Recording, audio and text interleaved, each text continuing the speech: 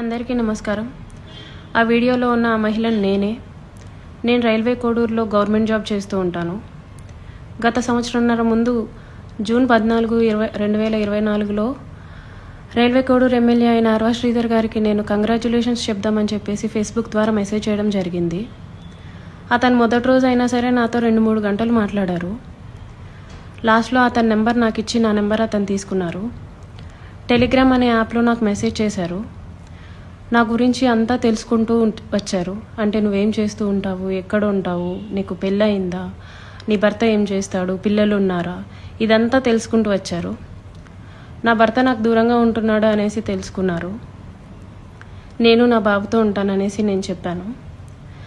అలా అనుకోవద్దు, నువ్వేం ఒంటరివి కాదు, నీకు నేనున్నాను, ఎటువంటి సిచ్యువేషన్ అయినా సరే నేను నీకుంటాను అని చెప్పేసి నెక్స్ట్ డే నుంచే నాకు అటువంటి ప్రామిసులు చేయడం జరిగింది. అటువంటి భరోసాలు ఇవ్వటం జరిగింది ఆయన నుంచి. సరే అని చెప్పేసి నేను నార్మల్గానే మాట్లాడుతూ వచ్చాను. ఒక 2 రోజుల తర్వాత ఆయన నా న్యూడ్స్ అడగడం స్టార్ట్ చేశారు. వీడియో కాల్స్ చేయని చెప్పేసి బలవంతం చేయడం స్టార్ట్ చేశారు. ఇదంతా కరెక్ట్ కాదండి అనేసి నేను అన్నప్పుడు అతను చాలా ఫాస్ట్గా టర్న్ అయిపోయి సీరియస్ అయిపోయి నన్ను బెదిరించడం జరిగింది. ఇది నా కోడూరు, నా నియోజకవర్గం, నువ్వు ఒక చిన్న ఎంప్లాయీవి, నీకు ట్రాన్స్ఫర్ చేయాలన్నా సరే నేనే దిక్కు, నీ మీద ఎంక్వైరీలు వేయిస్తాను, నీ కొడుకు నువ్వు ఒక్కరే ఉంటారు, జాగ్రత్త మరి చూసుకో అని చెప్పేసి బెదిరించడం జరిగింది. అయినా కూడా నేను న్యూస్ పంపలేదు.